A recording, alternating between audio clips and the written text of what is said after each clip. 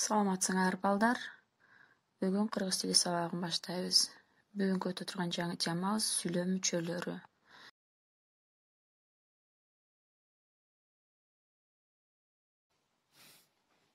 Сүйлөм мүчөлөрү баш жана айкындооч мүчөлөр болуп бөлүнөт. Баш мүчөлөр баяндооч.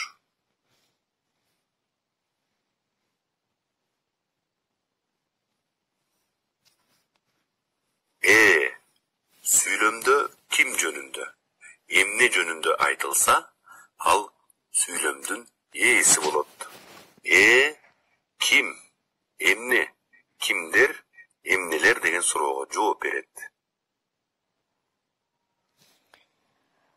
Балдар, ушул жердеги мисалдар дептерибизге жазып алабыз. Китеп, билим булагы. Эмне, китеп. Бул жерде ээси китеп болду. Ал эми китептер көптүк түрдө берилди. 3 мисал тең жазып алабыз.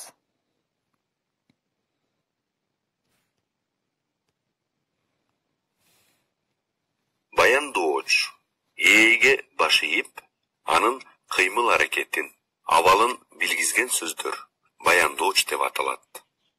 Ал эмне кылды, эмне кылып жатат, кантти деген суроолорго жооп берет.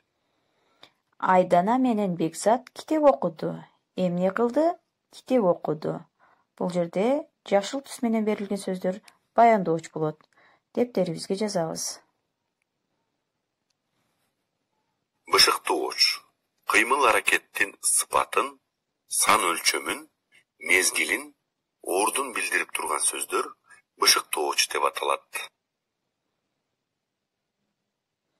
Алар кандай, кантип, канча, кайда деген суроолорго жооп берет дагы. Үзүк чекит сызыгы менен белгиленет. Сабактан кийин шаарчага балдар шашып чыгышты. Качан? Сабактан кийин. Кантип чыгышат? Шашып чыгышат. Демек, кызыл түс менен берилген сөздөр бышыктоочтук милдет аткарган. Жазып алабыз.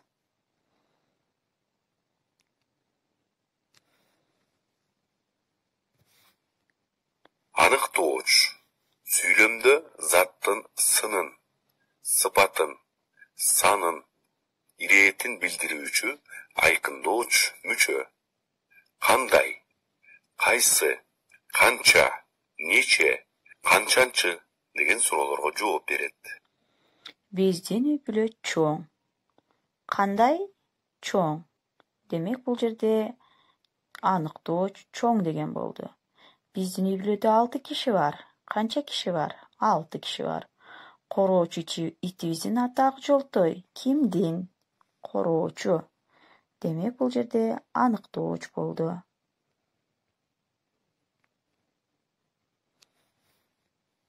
Толуктооч.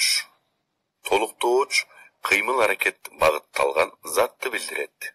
Кимге, эмнеге, кимди, эмнени, кимде, эмнеде деген суроолорго жооп берет.